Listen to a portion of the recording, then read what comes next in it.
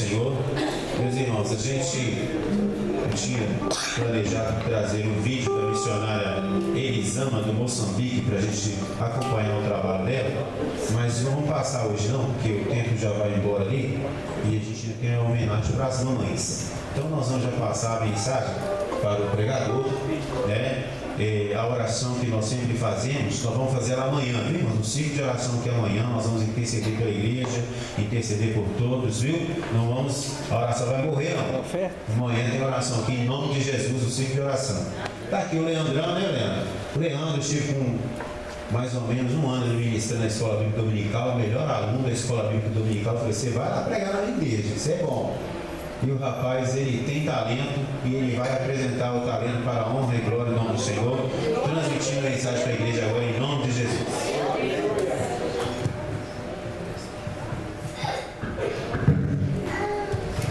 A paz do Senhor Jesus, irmãos. Amém. Irmãos, abramos as vossas Bíblias no livro do profeta Jonas, no capítulo 2. Jonas, no capítulo 2. Enquanto os irmãos vão procurando em suas Bíblias, eu gostaria de separar um tempo para agradecer ao pastor Isaac pela confiança, pelo convite de estar aqui, podendo ter essa honra, esse privilégio de cultuar a Deus com os irmãos. Estendo também minha gratidão ao pastor Carlos, muito obrigado pela confiança também.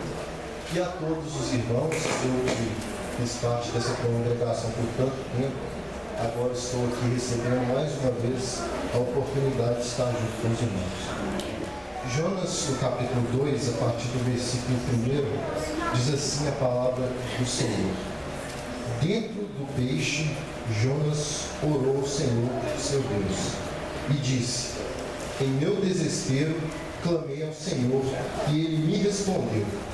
Do ventre da morte, gritei por socorro, e ouviste o meu clamor. Jogaste-me nas profundezas, no coração dos mares. Correntezas formaram um turbilhão ao meu redor. Todas as tuas ondas e vagas passaram sobre mim. Eu disse: fui expulso da tua presença. Contudo, olharei de novo para o teu santo templo. As águas agitadas me envolveram, o abismo me cercou. As algas marinhas se enrolaram em minha cabeça. Afundei até chegar aos fundamentos dos montes, a terra embaixo, cujas trancas me aprisionaram para sempre. Mas tu trouxeste a minha vida de volta da sepultura, ó Senhor meu Deus. Quando a minha vida já se apagava, eu me lembrei de ti, Senhor, e a minha oração subiu a ti, ao teu santo templo. Aqueles que acreditam em ídolos inúteis desprezam a misericórdia, mas eu, com um cântico de gratidão, oferecerei sacrifício a ti. O que eu prometi, cumprirei totalmente. A salvação vem do Senhor. E o Senhor deu ordens ao peixe, e ele vomitou Jonas em terra firme. Amém, irmãos? Amém. Estamos aqui em mais um culto, denominado culto de missão. E o culto de missão, por sua vez, ele é um importante culto. Obviamente, todos os cultos são importantes, porque é a nossa oportunidade que nós temos de vir aqui na casa do Senhor, servir os nossos sacrifícios de adoração ao Deus vivo que nos tem sustentado ao longo de todos esses anos. Mas o culto de missão, ele tem uma peculiaridade perante aos outros cultos, porque no culto de missão, ele faz a gente lembrar, ele traz à nossa mente umas das nossas responsabilidades aqui nessa terra. Ora, como cristãos, temos diversas responsabilidades a ser cumpridas. Responsabilidades essas que estão descritas aqui no livro da Palavra de Deus. Por exemplo, amar o próximo, viver pelo Espírito, procurar renunciar à nossa carne, vivemos em santidade, renunciar nossas vontades em prol de ter um relacionamento íntimo com o nosso Deus e sermos luz no mundo, realizando boas obras para que possamos fazer a diferença.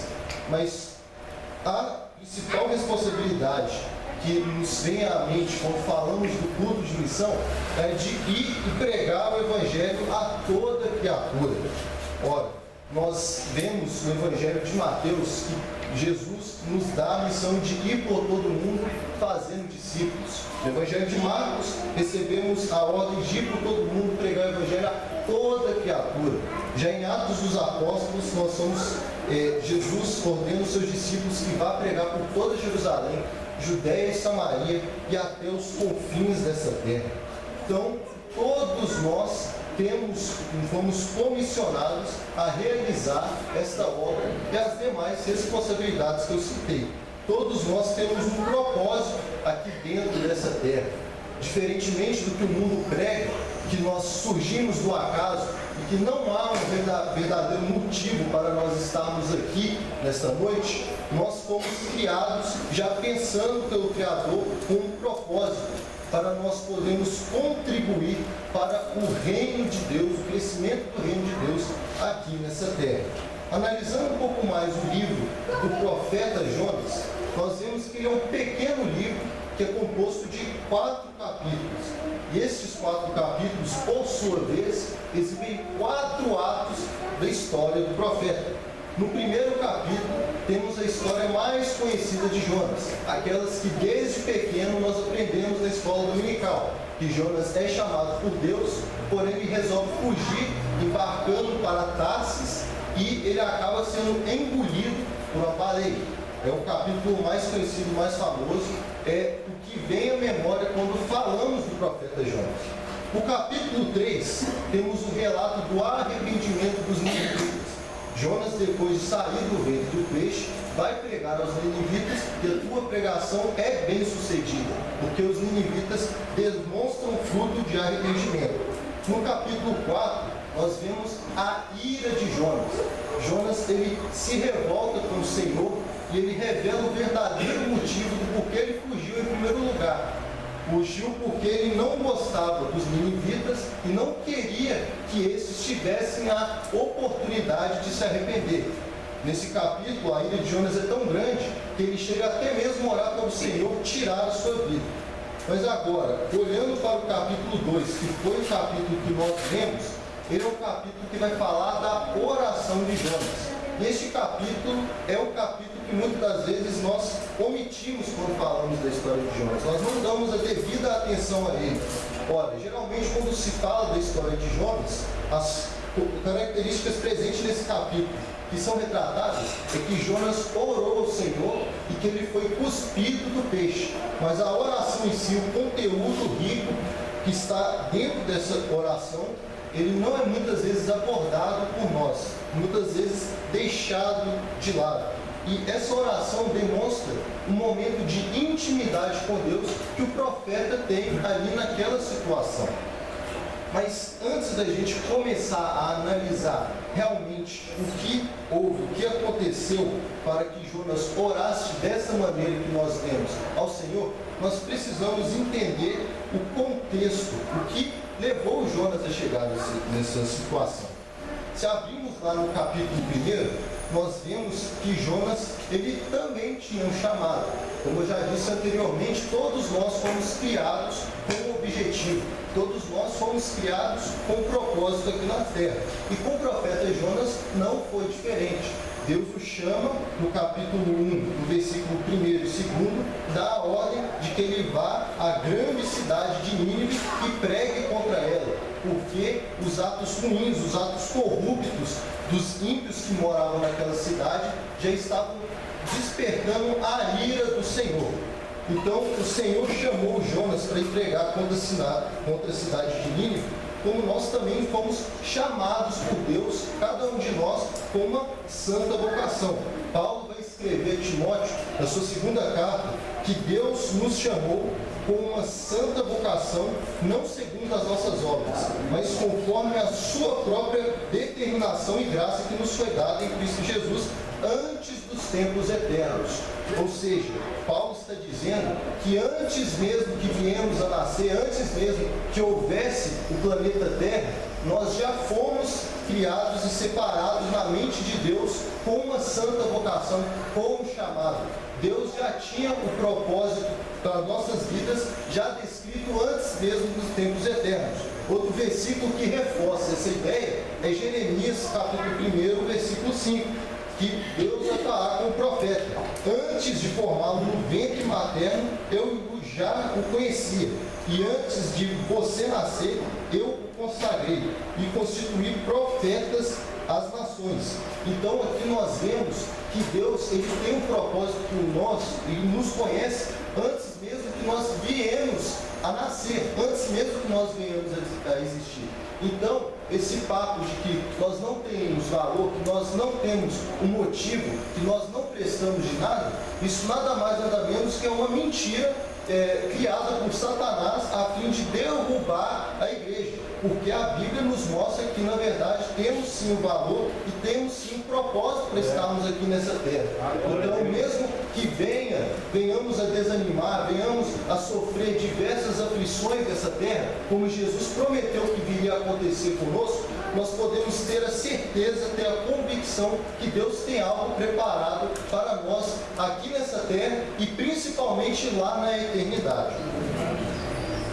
Todavia, meus irmãos, exercer o chamado de Deus para as nossas vidas não é algo fácil, não é algo tão simples como simplesmente ir e seguir a ordem de Deus, porque existem várias barreiras, existem diversos obstáculos em exercer o chamado, exercer a vontade de Deus em nossas vidas. Ora, todos nós passamos por diversas lutas em nossas vidas, para não dizer que estamos passando talvez por uma neste exato momento e chegamos aqui na casa do Senhor essa noite, talvez até um pouco preocupado com as coisas que estão acontecendo, com a luta que nós estamos passando, porque essa vida, esse mundo realmente é cheio de lutas e cheio de obstáculos, porque ser cristão não é andar pelo caminho largo, mas sim pelo caminho estreito, e o caminho estreito há sim seus desafios. E um dos principais barreiras, um dos principais causadores da gente não conseguir realizar o nosso chamado aqui na terra é a nossa própria carne, é os nossos próprios interesses carnais, é o nosso egoísmo, é a inveja, é a procrastinação, é o desperdício do tempo com coisas fúteis, às vezes a gente tem um pecado de estimação que a gente não está disposto a largar. Muitas das vezes a gente está num ambiente tão mundano que acabamos nos deixando influenciar pelo ambiente, ao invés de influenciarmos o ambiente ao nosso redor. Isso acaba nos dificultando. A Bíblia diz que os nossos chamados e dons não são para fins pessoais ou para as nossas próprias obras, mas são para edificar as outras pessoas. Isso evidencia também o motivo do porquê é difícil exercer o nosso chamado, o porquê é difícil nós virmos aqui e gastarmos o nosso dom com toda a excelência. Porque o nosso dom, o nosso chamado não é para nós mesmos. Aquele que foi chamado para pregar não prega para si mesmo, mas prega para a edificação do corpo de Cristo. Aquele que foi chamado para cantar não canta para si mesmo, mas este canta para, através da música, o Espírito Santo poder tocar as almas que estão ouvindo esta música. Então, não é para o nosso próprio ganho, nosso próprio benefício, como vemos muitos deturpadores do Evangelho fazendo nos dias de hoje. Pregadores cobrando preços caríssimos para pregar, cantores cobrando preços absurdos, pessoas que vêm na igreja e ficam em busca de cargos, em busca de coisas que não é o que Deus efetivamente nos chamou para fazer na igreja. E Jonas, ele relata que o motivo da sua fuga foi justamente por um motivo egoísta. Se nós formos no capítulo 4, no segundo versículo, ele vai dizer: não foi isso que eu disse quando eu ainda estava na minha terra? Por isso me adiantei fugindo para Tarsis, pois sabia que tu és Deus bondoso, compassivo, tardio em irar-se e grande misericórdia, e que mudas de ideia quanto ao mal que anunciaste. Então Jonas revela aqui que o motivo dele ter fugido, dele ter saído da presença de Deus, era justamente porque Deus é um Deus muito bom. E Jonas, ele não aceitava que Deus, que a sua bondade fosse derramada sobre os ninivitas, porque Jonas entendia que os ninivitas eram um povo sanguinário e que era merecedor da ira de Deus. E Jonas não queria que Deus, ele se fizesse os ninivitas se arrepender, não queria que Deus mudasse de ideia. Mas nós bem sabemos que Deus é um Deus que muda de ideia, é um Deus abundante em misericórdia. Em Lamentações vai dizer que é por causa da misericórdia de Deus que nós não somos consumidos, porque a misericórdia de Deus se renova a cada manhã. Então, mesmo que nós venhamos a cair, mesmo que nós venhamos a pecar, Deus ainda continua sendo o mesmo Deus bondoso, compassivo e tardio em irar-se, que perdoou aquele povo de Nínive. Ele perdoa ainda hoje também. E às vezes a gente, olhando para uma situação dessas, olhando para a atitude de Jonas envolta de egoísmo, nós podemos pensar em nossa mente que essa atitude de Jonas foi uma atitude precipitada. Porém, muitas vezes, quando a gente passa o olho e julga o personagem, às vezes a gente não pega o espelho e olha para o nosso interior, para as nossas atitudes. Ora, Deus nos chamou, como eu disse, com diversas responsabilidades, entre elas a de pregar, anunciar o Evangelho. E existem diversos ninivitas na nossa vida, no nosso cotidiano. O que você tem feito pelos ninivitas lá do seu trabalho? Você tem orado por eles? Você tem sido luz ali naquele ambiente? O que você tem feito pelos ninivitas da sua escola? Você tem se preocupado com as almas perdidas que estão caminhando, indo para o inferno nesse exato momento? Meus irmãos, isso é muito sério, porque existem bilhões de pessoas que estão na rua, na rodovia, indo na direção do buraco do inferno nesse exato momento. Enquanto isso, nós muitas das vezes estamos negligenciando essa responsabilidade de ir lá e ajudar essas pessoas. Nós estamos nos acomodando, nós estamos dentro das nossas casas, muitas das vezes quietos lá e nem passa pela nossa cabeça o quão sério, o quão grave é o fator de que muitas almas ainda precisam ouvir Jesus, precisam conhecer que Jesus as amou e morreu para que elas não venham a se ficar a eternidade inteira no inferno. Então, antes de a gente julgar a atitude do profeta Jonas, antes nós devemos tirar a trave do nosso olho e garantir de que nós também não estamos com a angústia, com raiva das outras pessoas, que nós não estamos negligenciando levar essa palavra de salvação eterna para os ninivitas que estão na nossa vida, no nosso cotidiano, às vezes até mesmo na nossa própria casa. A gente não pode simplesmente negligenciar e deixar isso passar batido. Jonas, então, ele resolve fugir e desobedecer a ordem de Deus. Se olharmos para o versículo 3, Jonas, ele diz que ele se levantou, mas para fugir da presença do Senhor, para Tarsis. Então ele desce para Jope e ele encontra lá um navio que vai para essa terra longínqua de Tarsis, que era um lugar bem longe da onde ele morava. E ele paga a passagem, ele embarca o navio com marinheiros que eram pagãos, marinheiros que não eram crentes, e ele vai para